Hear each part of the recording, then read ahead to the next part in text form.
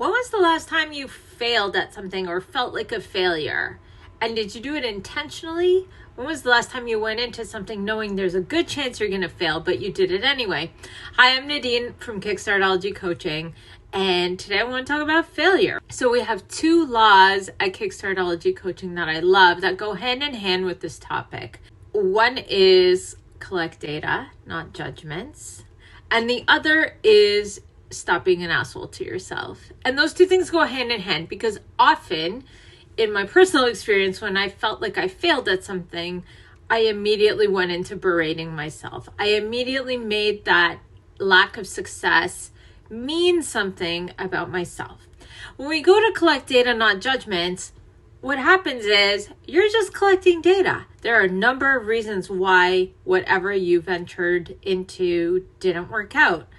And so when we are open-minded about the fact that we might fail and we know we're not going to make it mean something terrible about ourselves if we don't succeed, then we're more likely to go into the thing with an open mind and a sort of an experimental mind, right? Almost like a scientist. You have a hypothesis, you think something could work, and then you're going in to see, will it work or won't it work? Will it feel good for me? Won't it feel good for me? The number one place I see this happening for the clients we coach, who are predominantly women, is in job hunting or in careers. So women feel, or they approach jobs as though it's a forever ever thing. And if it doesn't work out, if the new position or the existing position doesn't work out, it's because there's something inherently wrong with the woman herself. Absolutely not true, of course.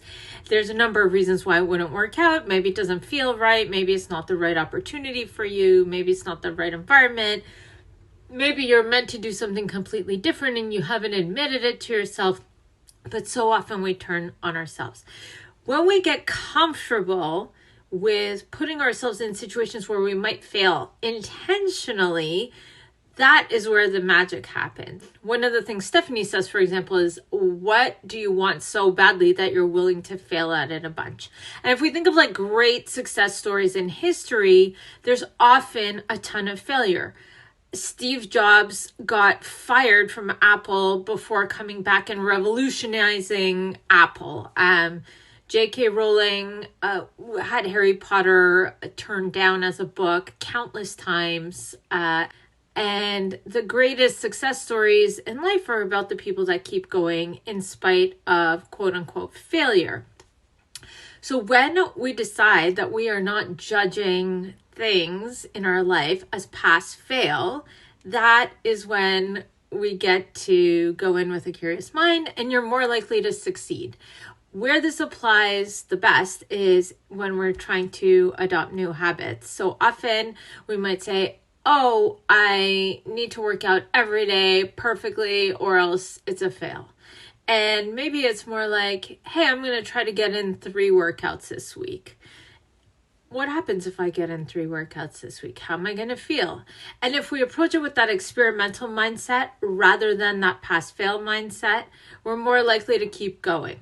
Encourage you this week to take anything where you're feeling like maybe it was a failure, maybe you feel like you failed at something, and revisit that story of the failure and see if there's another way you can flip it. What were the lessons you learned from it? What were the key things that drove that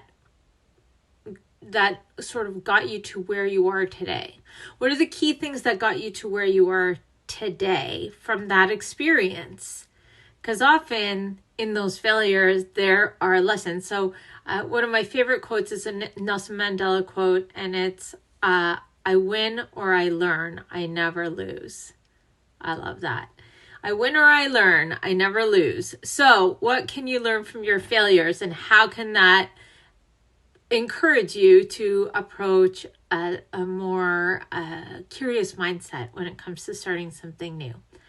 For more tips like this, follow us at Kickstartology Coaching and check out kickstartology.com/resetlab. We have a 1-week free mini intro program coming up January 24th to 28th. It's 5 hours over the week.